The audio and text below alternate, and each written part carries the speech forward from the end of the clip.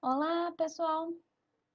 Nossa aula de zootecnia, aula 10, nós vamos continuar com a aula de piscicultura.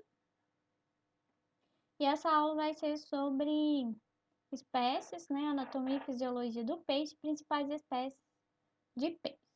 Então, aqui nós temos uma anatomia do peixe, que ele tem a nadadeira dorsal, o olho, a boca, temos a altura, né, do peixe, a nadadeira peitoral, a nadadeira ventral, o comprimento padrão, o comprimento total, a nadadeira anal, a nadadeira caudal e o comprimento da cabeça. E a linha lateral também. Então, nós temos algumas características dos peixes, né? Eles são pecilotérmicos, ou seja, ele não gasta energia para controlar a temperatura dele, como nós os mamíferos. Tem uma simetria bilateral, então eles são simétricos, né? Recoberto por escamas e um muco. Os olhos não possuem pálpebras e glândulas lacrimais. E os olhos também, um olho pode estar olhando para uma direção e o outro olho pode estar olhando para outra direção. Ele tem o olfato desenvolvido, a linha lateral contribui para a percepção de estímulos externos. Então, se ele sentir que tem algum peixe vindo, ele sente por essa linha lateral e ele tem botões gustativos. Percebem, né? Tem a percepção da digestibilidade, do paladar do peixe. O sistema digestivo dos peixes constitui de boca, estômago, intestino e esfíncter anal. As fezes dos peixes decompõem por ação biológica, consumindo oxigênio e liberando nutrientes. A amônia é o principal resíduo nitrogenado excretado pelos peixes. É tóxica, né? Devendo haver cuidados para evitar seu acúmulo na água. Então, quando a gente vai investir em piscicultura, a gente tem que ficar controlando essa oxigenação e o controle de nitrogênio na água. Os peixes têm alguns hábitos alimentares, alguns são carnívoros, se alimentam de carne, apresentam boca grande e mandíbulas fortes, os dentes são pontiagudos e afiados quando presentes, seu estômago possui ampla capacidade de distensão e o intestino é curto. Os onívoros possuem boca de tamanho médio e os dentes aparecem em algumas espécies. Os onívoros é que se alimentam de carne, de frutas, de verduras, legumes. O estômago, eu esqueci do acento aí, mas however, o estômago apresenta forma de bolsa e intestino simples de tamanho mediano. Os herbívoros que se alimentam de vegetais, legumes, eles possuem dentes importantes na trituração das fibras. Algumas espécies não possuem estômago, como a carpa capim, e para melhor digestão possuem intestino longo. Os fitoplanctófagos e zooplanctófagos.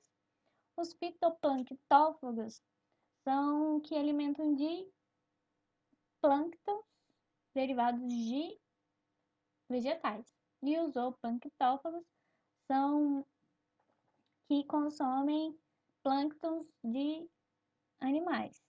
Então, quando presentes, os dentes são rudimentares, possuem rastros branquiais em grande número e bem desenvolvidos.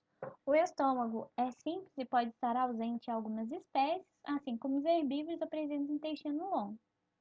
E as iliófagas, que consomem pequenos invertebrados ou vertebrados, como minhocas e outros vermes, né? Possui boca rica em botões gustativos, apresenta dentes faringeanos ou filiformes e algumas espécies possuem moela, como estrutura auxiliar para a trituração dos alimentos, e o intestino é de comprimento médio. Então, nós vamos falar agora sobre algumas espécies de peixes cultivados aqui no Brasil.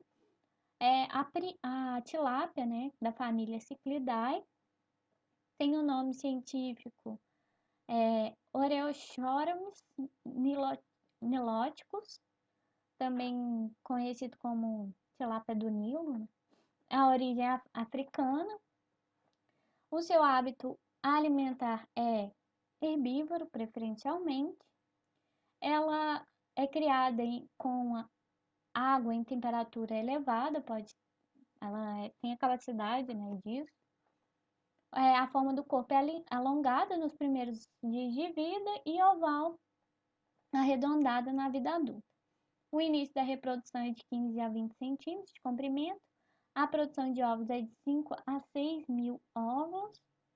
E uma curiosidade é que ela armazena seus ovos na boca. A gente viu naquela semana que a moça, não, não lembro o nome, falou, né, desse recurso que elas têm para evitar o consumo, a perda desses ovos, né, desses embriões. A carpa comum, que é da família Cyprinidae, Cyprinus carpa, o nome específico, científico, a origem na Ásia, o hábito alimentar zooplâncton, zooplanctófagos, né, iliófagas, e também, quando adultas, são onívoros. O habitat dela é a água doce. Também temos a carpa de cabeça grande, que também é da família Cyprinidae. O nome científico é Aristichthys nobilis, é da Ásia. O hábito alimentar é o zooplanctófago. O habitat é água doce e ela tem uma característica que é o rápido crescimento. Temos também a carpa capim, que também é da família Cyprinidae. O nome específico é Ctenopharyngodon e dela. A origem é a Ásia, o hábito alimentar é herbívoro, é de água doce e tem alta produção de adubo.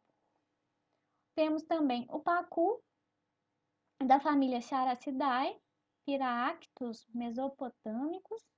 Ele é nativo, né? Seu hábito alimentar é onívoro, água doce. Seu corpo tem o formato de um disco. A temperatura ideal varia aí de 25 a 30 graus. A curiosidade que nós temos aqui, que é o tambacu, que é o cruzamento do macho do pacu com a fêmea do tambaqui, e o paqui, que é o cruzamento do macho do tambaqui e a fêmea do pacu. Parece aquelas pessoas que, quando tem um filho, colocam o primeiro nome de de um e o segundo nome de outro. O tambaqui é da família Cyprinidae, nome específico Colossoma macrófago, origem Brasil, mais específico na Amazônia. O hábito alimentar são frutas e sementes, de água doce, corpo também em formato de disco. A temperatura ideal varia de 26 a 32 graus. Tem algumas qualidades, como a carne saborosa, crescimento rápido, fácil manuseio quando está em produção e grande rusticidade. Temos também o surubim, que é da família Pimelodidae, Pseudopatiostoma corruscans. A origem é nativa, o hábito alimentar piscívoro, alimento de peixes, né? O habitat é água doce, o formato do corpo é alongado, a cabeça é achatada e ele é pintadinho de preto. A temperatura ideal aí varia de 26 a 32 graus. E a qualidade, que é baixo teor de gordura e ausência de espinhos. Também temos uma trinchã, da família Characidae. O nome específico é brico, SP, né, que tem várias outras espécies. É nativo, onívoro, de água doce, o corpo alongado, rápido crescimento, resistente a baixas temperaturas e uma água ácida. O manejo é considerado fácil e recomendado para a criação na agricultura familiar. Nós temos também o piau, que é da família Anostomidae. O nome científico Leporinus. A origem nativa, come vegetais e insetos, é de água doce, o formato alongado e fusiforme, com 3 pintinhos, e as qualidades que é a maioria, né, de pesca de subsistência e das feiras populares. Também temos o curimatã, da família Prochilotungidae, o nome específico ou científico é Phoshilodus, nativo, alimenta de matéria orgânica e micro-organismos, conhecido também como papa-terra. Habita água doce, ele tem uma coloração prateada em forma de e a boca em forma de ventosa, e ele é bem rústico. Também temos a truta, que não é de clima tropical, sim de clima frio. A família é Salmonidae, da família do salmão. O nome científico é Oncorhynchus mix. É originário dos Estados Unidos. O hábito é carnívoro, alimentar. O habitat de água doce tem uma coloração de amarelada acastanhada com pintas pretas. E uma curiosidade é que ele produz uma substância chamada protamina, que é um anticoagulante. O salmão também produz isso. E o nome dessa cultura, desse cultivo, né, dessa produção, chama truticultura. Nesse site vocês vão encontrar algum mais detalhes sobre a produção desse peixe. Então é isso, gente. Os exercícios estão lá no formulário. Até mais.